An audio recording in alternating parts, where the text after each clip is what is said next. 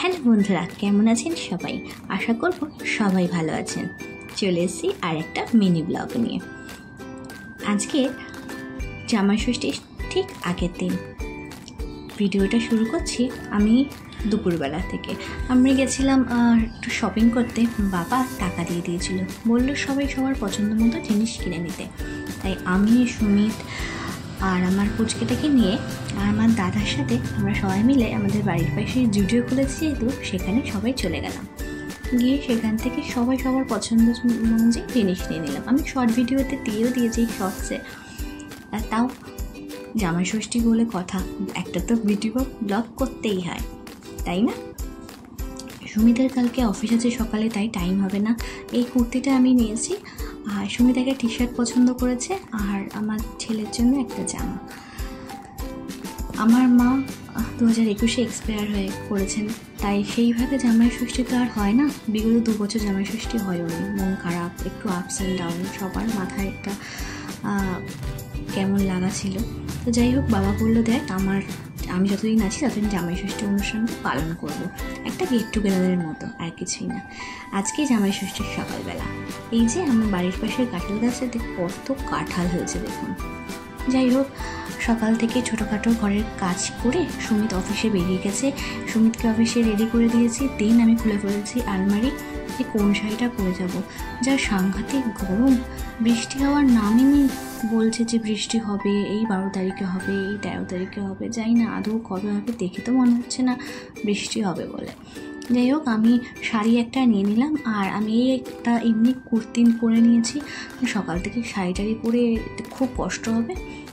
কুর্তি আর আমার পুচকেটা যে জামাটা পরেছে, সে তার তো 2-3টে জামা বলে, মা বাড়ির আদর বলে কথা, 2-3টে জামা তো হবেই। আমাদের সময়ও হতো, আমি যখন ছোটো ছিলাম মা বাড়ি যেতাম জামাই ষষ্ঠীর সময়, তখন তো আনন্দের শেষ নেই।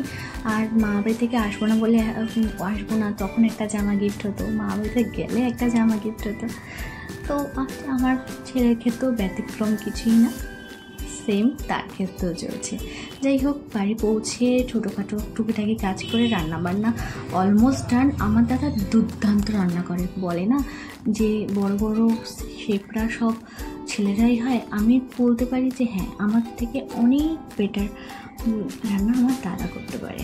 আমার জন্য কিছু ওয়েট করেনি, ছোটো কিছু রান্না রেখে দিয়েছি। বললাম যে মাটনটা আমি গিয়ে রান্না করব, আমি গিয়ে দেখছি মাটন বসানো হয়ে গেছে।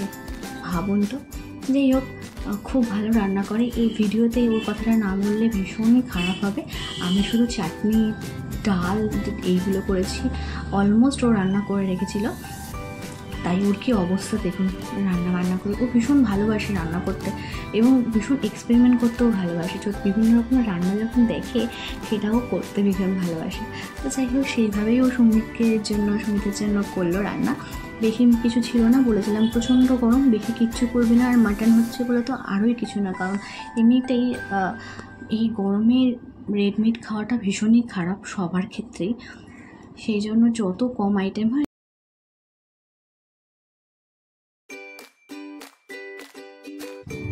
চলুন এবার দেখি কী কী আইটেম ছিল। আলু ভাজা, পেঁয়াজি, মাথা দিয়ে মুগের ডাল, আর আমি ভীষণ পোস্ত খেতে ভালোবাসি বলে আলু পোস্ত, মাটন, চাটনি, পাঁপড় ছিল। আর সুমিত অফিস থেকে ফিরতেই আম, মিষ্টি এগুলো দেওয়া হয়ে গেছিলো, ও খেয়ে নিয়েছিল।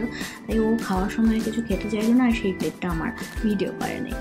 প্রথম ও আমার দাদার হাতে এই মাটনটা খাচ্ছে। এর আগে মাটন আমি রান্না করতাম আমাদের বাড়িতে গিয়ে। যাই হোক, খাচ্ছে। দাদাই করলো যে আমাকেও খেয়ে নিতে। আমি বললাম যে না, আগে সুমিতার এক্সপ্রেশনটা ভীষণ দরকার, কারণ রান্নাটা পুরো মাটনটাই আমার দাদা করেছে। হ্যাঁ, তো কেমন লাগছে? কিন্তু ভয়েস ওভারটা দেবো কী করে? ওখানে না এত জোরে ফ্যানের আওয়াজ হচ্ছে যে আমি যখন শুনতে গেলাম ভিডিওটা, তখন দেখলাম সুমিতার কথাটা শোনাতে পারছি না। ফ্যানের আওয়াজের জন্য কথাটা একদমই শোনা যাচ্ছে না। তাই ওর এক্সপ্রেশনটাই দেখে তিনি বুঝতে পারছেন যে জামাই যথেষ্ট তৃপ্তি হয়ে খাবারটা খাচ্ছে।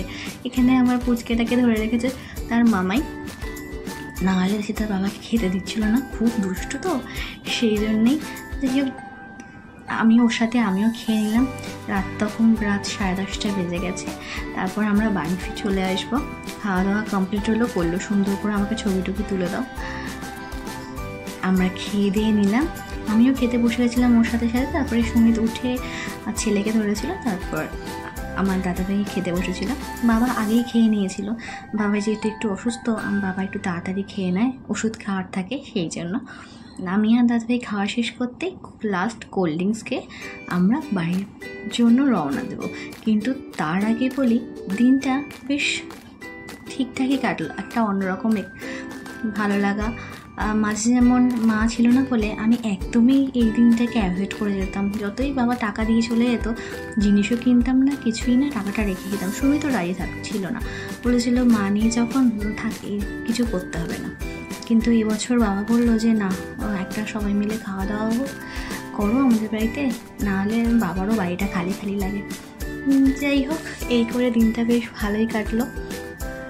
ছোটোখাটো জিনিসের মধ্যেই আমরা করতাম, তখন আমার বেশ কিছু ছেলে বন্ধুদের মধ্যে এই প্রবণতাটা ভীষণ ছিল যে জামাই ষষ্ঠীতে কে কার বাড়িতে যাবে। মানে সেই ব্যক্তিটি যেই মেয়েটিকে পছন্দ করতো তাকে বলতো, কী রে তোর বাড়িতে জামাই ষষ্ঠীর দিন যাবো নাকি। তো যাই হোক, এই করে ভীষণ মজা করতো। আজকের দিনটাতে আমার ইউটিউবে যারা বন্ধু আছো তারা অনেকেই হয়তো জামাই ষষ্ঠীতে চলে গেছো, বা কেউ কেউ নেক্সট ইয়ার বা তারপরের ইয়ারে যাবে। তাই তোমরাও যারা এখন জামাই ষষ্ঠী করে এসছো তারা কেমন কাটালে আমাকে কমেন্টে শেয়ার করো। আর যারা নেক্সট ইয়ার যাবে তারা তো একটু ধৈর্য ধরে থাকো জামাই ষষ্ঠীর আদর পাওয়ার জন্য। যাই হোক, সবাই ভালো থেকো, টাটা।